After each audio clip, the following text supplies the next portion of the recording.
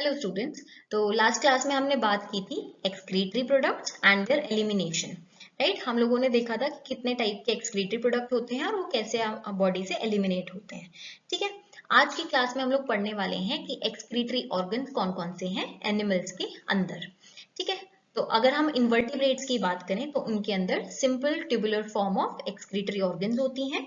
अगर हम वर्टिब्रेट्स की बात करें तो उनके अंदर थोड़ा सा कॉम्प्लेक्स ट्यूबुलर ऑर्गन्स होती हैं जिन्हें हम कॉमनली किडनीज का नाम देते हैं।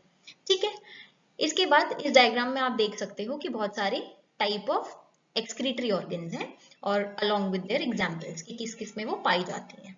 ठीक है, तो पहले अगर हम बात करें तो हम बात करते हैं प्रोटोनेफ्रीडिया की। प्रोटोनेफ्रीडिया का कॉमन नेम होता है फ्लेम सेल्स। ठीक है, फ्लेम सेल्स जो हैं वो आपकी पाई जाती हैं प्लेटीहेल्मिन्थ्स में या फिर फ्लैटवर्म्स में। एग्जाम्पल हो गया प्लिनेरिया। ठीक है, this is the diagram of planaria.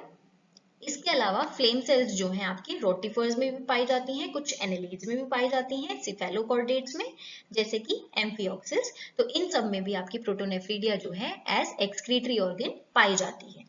इसके अलावा अगर हम प्रोटोनेफ्रीडिया की बात करें तो यहाँ पे आप एक नोट के पॉइंट को लिख सकते हैं कि protonephridia is also concerned with ionic and fluid body या फ्लूइड वॉल्यूम रेगुलेशन, जिसको हम कॉमनली कहते हैं ऑस्मो रेगुलेशन। तो ये आप प्रोटोनेफ्रीडिया के बारे में जान सकते हैं। ठीक है, इसके बाद हम बात करते हैं नेफ्रीडिया की। Nephridia is another type of excretory organ जो कि इसमें पाई जाती है एनेलिड्स में पाई जाती है। It is annelids. ठीक है, एंड एनेलिड्स का एग्जांपल हो गया earthworm. This is your earthworm. ठीक है, इसके बाद हम बात करते हैं माल्फिगिन ट्यूब्यूल्स की। माल्फिगिन ट्यूब्यूल्स को माल्फिजियन ट्यूब्यूल्स भी बोला जाता है, तो आपको जैसे कन्वीनियंट लगे आप लिख सकते हैं इसको। ठीक है, या बोल सकते हैं। इसके बाद माल्फिगिन ट्यूब्यूल्स जो हैं अगर हम बात करें तो ये मोस्टली किसका क्राइटेरिया है या एक्सक्रीटरी ऑर्गन किस में पाई जाती हैं, ये इंसेक्ट्स में। एग्जाम्पल हो गया कॉकरोच। राइट, इसके बाद हम बात करते हैं नेक्स्ट एक्सक्रीटरी ऑर्गन की जिसका नाम है ग्रीन ग्लैंड्स या फिर इसी का दूसरा नाम है एंटिनल ग्लैंड्स। ठीक है, एंटिनल ग्लैंड्स या ग्रीन ग्लैंड्स जो है वो मोस्टली आपके क्रस्टेशियंस में पाए जाते हैं। एग्जाम्पल है प्रॉन। ठीक है, लास्टली हम बात करते हैं तो हमारी एक्सक्रीटरी ऑर्गन्स होती हैं किडनीज। तो ऑल वर्टिब्रेट्स में क्या पाया जाता है, kidneys as the excretory organ. ठीक है, ओके। तो नेक्स्ट है हम एक दो क्वेश्चंस डिस्कस कर लेते हैं प्रीवियस क्लास के बेसिस पे। हम लोगों ने पढ़ा था होम्योस्टैसिस के बारे में, है ना। होम्योस्टैसिस क्या होता है, तो होम्योस्टैसिस बेसिकली वो प्रोसेस थी जहां पर हम अपने इंटरनल एनवायरनमेंट को रेगुलेट कर रहे थे स्टेबल होने के लिए, है ना। And it was proposed by Walter Cannon. So the answer to this question will be second, that is Walter Cannon. ठीक है, नेक्स्ट क्वेश्चन हम देखते हैं। तो excretion in the form of uric acid and urates in birds is helpful in, है ना। तो uric acid की फॉर्म में जब हम एक्सक्रीट आउट कर रहे थे तो हमने पढ़ा था कि इसमें ये लीस्ट टॉक्सिक होता है। इसके अलावा इसमें लेस अमाउंट ऑफ वाटर जो है वो रिक्वायर्ड होता है फॉर द एलिमिनेशन। राइट, तो इसमें हम लोग क्या लिख सकते हैं कि excretion in the form of uric acid and urate in birds is helpful इन। तो ये किस चीज में हेल्प कर रहा है हमें, इन कंजर्विंग द बॉडी वाटर। ठीक है, क्योंकि वाटर हमें बहुत कम चाहिए होता है इसके एक्सक्रीशन के लिए। ठीक है, तो ये हमारी बॉडी में वाटर को कंजर्व करने में हेल्प करता है। राइट, यहाँ पे इसकी एक्सप्लेनेशन भी लिखी हुई है, हम देख लेते हैं। तो reptiles, birds and land snails as well as insects they excrete nitrogenous waste as uric acid. ठीक है, and they excrete the uric acid in the form of pellet also and paste also, but with the minimum loss of water. ठीक है, hence these organisms या these animals were called यूरिकोडेनिक animals. Right, तो minimum loss of water जो है इसमें होता है, तो बॉडी में हमारा वाटर बचा रहता है। ठीक है, so this is your answer. Answer will be third. Right, next हम डिस्कस करने वाले हैं ह्यूमन एक्सक्रीटरी सिस्टम। ठीक है, ह्यूमन एक्सक्रीटरी सिस्टम में क्या क्या आता है। तो सबसे पहले तो पेयर ऑफ किडनीज प्रेजेंट होंगे, आप देख सकते हैं इस डायग्राम में 1 and 2। ठीक है, तो these are pair of kidneys. Kidneys के अलावा यहाँ पर यूरेटर प्रेजेंट होगा। यूरेटर क्या है, ये ट्यूब लाइक स्ट्रक्चर्स जो आपको दिख रहे हैं, दोनों में से ट्यूब लाइक स्ट्रक्चर्स जो आपको दिख रहे हैं ये हमारे यूरेटर होते हैं। ठीक है, इसके बाद यूरिनरी ब्लैडर। ये दोनों यूरेटर जो है आपके कनेक्ट किससे हो रहे हैं, यूरिनरी ब्लैडर से, which is a simply pouch like structure. ठीक है, इसके बाद लास्ट में हमारा यूरेथ्रा प्रेजेंट है। यूरेथ्रा हमारा लास्ट का एंडिंग वाला पार्ट जहां से ओपनिंग होगी। ठीक है, या बॉडी से वो बाहर एलिमिनेट होगा एक्सक्रीटरी वेस्ट। इसके बाद इस वाले डायग्राम में अगर हम देखें तो यहाँ पे आप देख सकते हो, यहाँ पर दो नर्व्स है हमारे पास, एक इंफीरियर वेना कावा जो कि ब्लू में दिख रही है, वो कनेक्टेड है हमारी किडनीज से। किडनीज पे जब ये कनेक्ट है तो ये रेनल वेन से कनेक्टेड है, ठीक है। और रेड वाली जो आप देख पा रहे हो ये है हमारी डोर्सल एओर्टा। डोर्सल एओर्टा भी आपकी किडनी से कनेक्टेड है इन the form of renal artery, ठीक है। इसके बाद आप देख पा रहे हो ये हमारा एक किडनी का एक किडनी इस साइड है, एक किडनी इस साइड है, ठीक है। अब किडनी जो है आपकी डिवाइडेड है दो पार्ट्स में। बाहर वाले पार्ट को, आउटर ये पिंक वाला जो पार्ट आपको दिख रहा है, इस पार्ट को हम कहते हैं कॉर्टेक्स, ठीक है। अंदर वाला पार्ट हमारा मेडुलरी रीजन या फिर मेडुला कहलाया जाता है, ठीक है। इसके बाद ये दोनों ओपन होते हैं पेल्विस में। पेल्विस जो है वो ओपन हो रहा है आपका यूरेटर्स में, दोनों साइड से यूरेटर्स में ये क्या हो जाएगा, ओपन हो जाएगा। तो जितना भी फिल्टर आउट होके चीजें आई हैं वो कहाँ से आएंगी, यूरेटर से। कहाँ आएंगी, यूरिनरी ब्लैडर में, ठीक है। यूरिनरी ब्लैडर जो है वो आपका ओपन होता है इनटू द यूरेथ्रा। यूरेथ्रा से आपका जितना भी वेस्ट प्रोडक्ट है वो एक्सक्रीट आउट हो जाता है फ्रॉम द बॉडी, ठीक है। नेक्स्ट हम बात करते हैं लोकेशन ऑफ किडनीज, ठीक है। तो आपकी किडनीज जो है वो कहाँ पर लोकेटेड होती है, ठीक है। सबसे पहले हम इनका थोड़ा बहुत शेप वगैरह का, कलर का बात कर लेते हैं।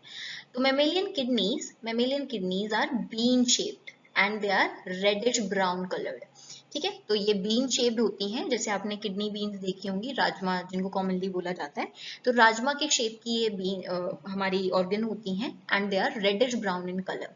दे also have a tough fibrous connective tissue जो कि कवरिंग, जिसको हम रेनल कैप्सूल बोल देते हैं बेसिकली, ठीक है। तो कवरिंग ऑफ ह्यूमन किडनी अगर हम यहाँ पर देख पा रहे हैं डायग्राम में, तो सबसे पहले इसकी 3 लेयर्स होती हैं बेसिकली, आप ये देख सकते हो। तो सबसे पहली लेयर है आपकी रेनल फेसाई, ये आउटर फाइब्रस मेम्ब्रेन होती है। सेकेंड है आपकी एडिपोज कैप्सूल। एडिपोज कैप्सूल आप देख पा रहे हो, एडिपोज कैप्सूल जो है वो आपकी फैट लेयर होती है। एंड फाइनली आपकी रेनल कैप्सूल है। रेनल कैप्सूल जो है वो आपकी inner fibrous connective tissue layer होती है and it protects from infection and injuries, ठीक है। तो ये आपकी 3 लेयर्स की फॉर्म में ये प्रेजेंट होती है, कवरिंग्स हैं ये इसकी, ठीक है। Next, kidneys are located laterally on either side of the vertebral column, ठीक है। तो ये कहाँ पर प्रेजेंट होती हैं, लेटरल साइड पे, on either side of vertebral column. और किस लेवल पे, वर्टिब्रल कॉलम के किस लेवल पे, तो they are present between the last thoracic and last thoracic is T12, ठीक है, एंड थर्ड लंबार और L3 vertebra which is close to the dorsal inner wall of abdominal cavity, ठीक है। तो ये आपकी लोकेशन है जहां पर आपकी किडनी पाई जाती है, ठीक है। Last thoracic T12 and third lumbar vertebra के बीच में ये पाई जाती है, ठीक है। ह्यूमंस में जो राइट किडनी होती है वो स्लाइटली लोअर लेवल पे होती है देन द लेफ्ट किडनी, ठीक है। Why? Because of the presence of liver in the right side of the abdominal cavity, ठीक है। तो लिवर की प्रेजेंस की वजह से थोड़ी सी जो राइट वाली किडनी होती है थोड़ी सी लोअर लेवल पे होती है as compare to the left kidney, ठीक है। यहाँ पर आप लोकेशन देख सकते हो, this is your T12 thoracic 12 vertebra and this is L3 lumbar third vertebra, ठीक है। तो इसके बीच में हमारी किडनीज जो है वो प्रेजेंट होती हैं, ठीक है, ये आप देख सकते हो यहाँ पर।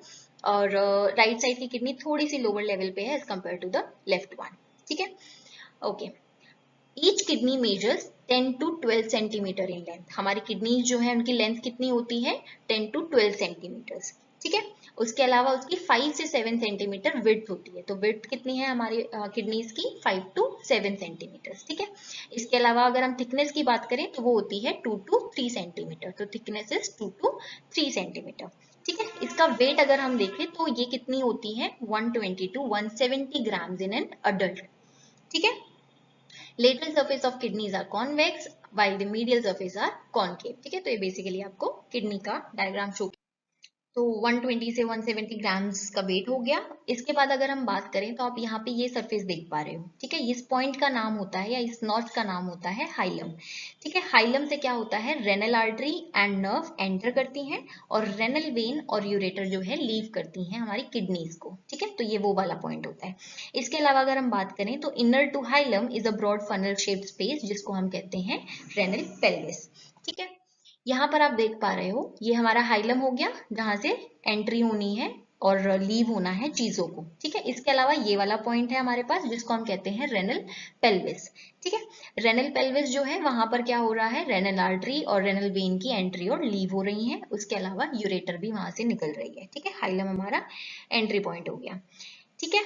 इसके अलावा अगर हम बात करें तो फंक्शन ऑफ किडनीज की बात करते हैं, तो सबसे पहला जो फंक्शन होता है वो है आपका excretion of metabolic waste and foreign chemical, ठीक है। फर्स्ट हो गया excretion of metabolic waste and the foreign chemicals. इसके अलावा सेकंड हमारा होता है regulation of body fluid osmolarity and electrolyte concentration. तो इलेक्ट्रोलाइट्स की और बॉडी के फ्लूइड की मेंटेनेंस जो है वो कौन कर रहा है, अगेन किडनीज कर रही हैं, ठीक है। थर्ड हम बात करते हैं regulation of acid base balance की, तो एसिड और बेस का जो बैलेंस है वो भी कौन कर रहा है, किडनीज। इसके अलावा कुछ हार्मोन्स भी सिक्रीट करती हैं किडनीज, जैसे कि एरिथ्रोपोइटिन और रेनिन। एरिथ्रोपोइटिन जो है वो बेसिकली आरबीसीज की फॉर्मेशन के लिए रिस्पॉन्सिबल होता है, और रेनिन जो है वो आपका ब्लड प्रेशर या ऑक्सीजन डिलीवरी को रेगुलेट करता है, ठीक है। ब्लड प्रेशर को रेगुलेट करने का काम इसका है, ठीक है। फिफ्थ अगर हम बात करें तो regulation of arterial pressure is also done by kidneys, ठीक है। तो किडनीज हमारे आर्टरीज के प्रेशर को भी मेंटेन करने में हेल्प करती है, ठीक है। This is all for today's class, thank you.